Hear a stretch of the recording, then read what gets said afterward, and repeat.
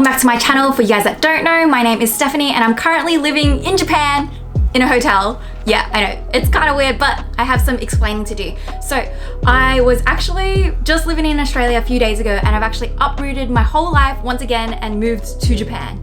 So a lot of people have asked me like, how is that even possible? The borders aren't even open and definitely not to tourists. So I have a lot of questions to answer. So I'm gonna explain how I moved to Japan and all the processes that were involved. For example, all the paperwork and even the whole experience at the airport and then getting here. So without any further ado, yeah, let's get to it. First up, let's talk about eligibility. For me, I'm eligible to get back into the country because I was really lucky. Back in 2019 when I moved here, I got a valid visa and also I got a residency. So my residency is only temporary, but it enables me to go in and out of the country. Another way I can do this is because when I left for Australia back in 2020, I actually was at the airport and they give you like this little document that says, do you want to come back in, yes or no? And obviously I ticked yes.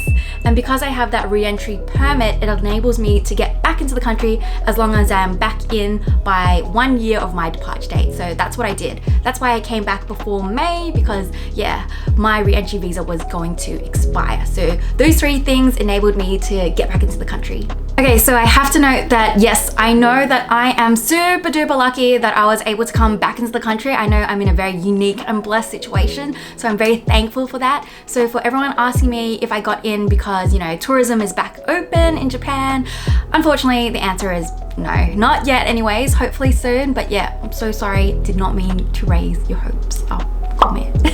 Okay, so let me tell you about the whole journey from Australia into Japan and the whole process that I had to go through and all the paperwork that I had to prepare. So one of the most important things that you need when traveling to Japan is a negative PCR result. And on top of that, Japan actually requires this like Japanese document to be filled out by your testing center. So remember, whichever testing center you go to, make sure that they also give you 2 pieces of paper. So one with your negative results and one with the Japanese paperwork filled out as well. So the place I went to was actually Sydney. I started my journey in Sydney, Australia, and at the Sydney airport, they have the testing site and they do express PCR testing. And it's actually quite affordable in my opinion. You get your results in less than 90 minutes and they do both of the paperworks for you. So I went there, I got my results in less than an hour, I would say, which is, yeah, super efficient. So now I have both my documents I need for my negative PCR results. My next thing to do is now to check in. And I'm telling you guys, I was so stressed checking in to this place because when I was at the check-in counter, the lady there was like flicking through my passport like over and over again, like double checking, triple checking, and I was so anxious that she wasn't gonna actually let me in because she seemed so confused. And I was like, you can see like my re-entry permit is like right over there, like, is it okay? Don't mind me, let me in. And yeah, I was just super glad and lucky that she did let me in, but I think because she was really hesitant to let me in the first place, like throughout the whole trip, I was so nervous that I was gonna get rejected or deported back at any point. After she finally let me check in, it was time to make my way to the departure gate and say my goodbyes and then head through security. Security, I was surprised. It actually took a hot minute to get through, but you know, what's new? And then when I got to the gate, I was actually super surprised because the gates were quite, you know, spacious and there wasn't that many people. So I thought, you know, oh, I'm super lucky, like this flight's gonna be empty. But yeah, no, it was not. Your girl got stuck with the middle seat in the middle row between 2 strangers for like a good, what is it, like 10 hours? So yeah, to say the flight was long is kind of an understatement, but you know, tis what it is. At least there was decent food, they fed us well, and they even gave us an option between chicken and beef, so that was nice. And yeah, there was in-flight entertainment, so that's how it be. I'm lucky it was an overnight flight-ish. I tried to sleep, but yeah, I did not sleep because honestly, I was just nervous. I was so nervous for the whole time.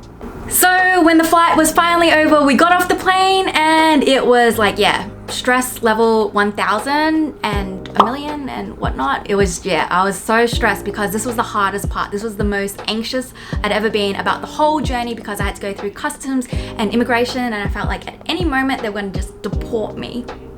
Sad. So when you get off the plane, what you have to do is give in your written pledge. It's basically this document that states that, you know, you're gonna follow all the Japanese rules and guidelines in terms of what they want you to do for COVID. So you can find that online and do it beforehand. And then you have to fill in this online questionnaire, which helps with contact tracing as well. So you can also do that before your flight. So if you do those before your flight, you actually get through a little bit smoother, in my opinion. So yeah, just a little tip there. At the same time, they'll also check your vaccination status. So in Japan, if you are triple vaccinated, you can actually enter the country without quarantining. That sounds weird. Sounds like martini. Anyways. In Japan, depending on your vaccination status, you actually can bypass the whole quarantining process, which your girl could. So I told them I was triple vaccinated, showed them my proof, and they were like, yep, you don't have to do quarantining as long as your PCR test in Japan was negative. Which brings me up to my next point, which is even though you did a PCR test before the flight, now that you're in the country, you actually have to do another PCR test. So their PCR test is a bit different to the one I do in Australia. And I don't know about you guys, but you guys can let me know. Basically in Japan, what you do is you have a tube with a line and you have to spit in the tube and make sure you fill up towards the line. You have to make sure there's no bubbles in there. You have to make sure there's no food in there. And then they even flick it and make sure that your sample is all okay before you can move on. After you submit your sample, you get a sample number and you basically have to wait for your results.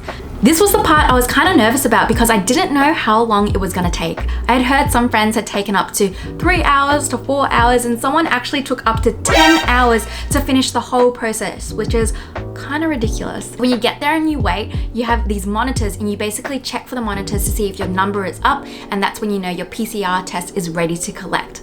So in the meantime, while you're waiting, you can just chill. They also check if you've downloaded this app for contact tracing. So if you want to speed up the process a little bit, you can make sure you download the app before you get to Japan. This ensures that if anyone on the flight has COVID or if you have COVID, you can get a notification or you can report it to them. I was actually super lucky. I think I got my results in like 30 minutes, which I think is, yeah, unheard of in this current climate in Japan. Yeah, it was super quick and I was so surprised. So I basically took up my piece of paper, showed it to them, and they gave me a piece of paper back saying it was negative, and I was like, okay, sweet.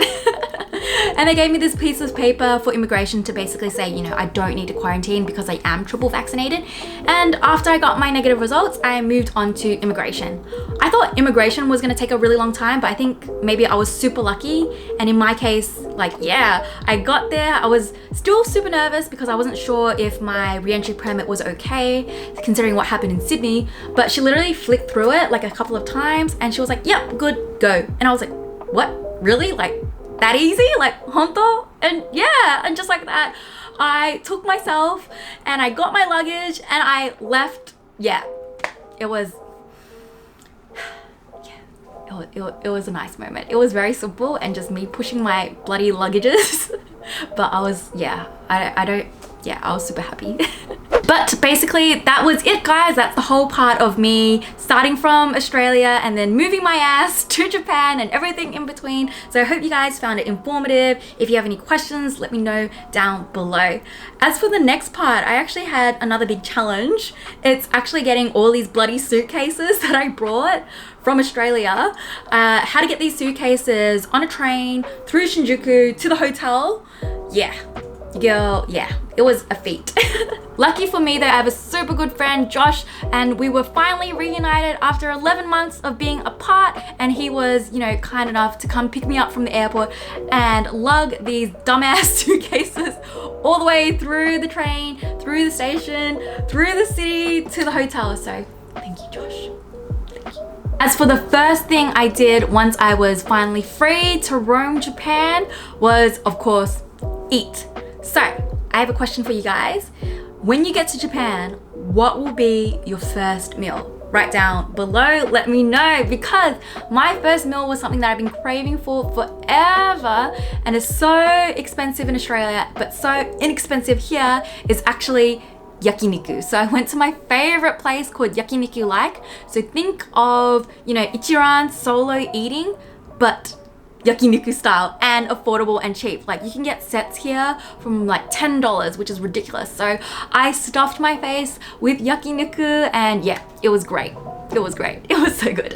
Honestly, that $10 set from yakiniku like was better than any of the yakiniku I've had in Australia. I'm not gonna lie. Like, it was that good. Maybe, yeah. Me hard.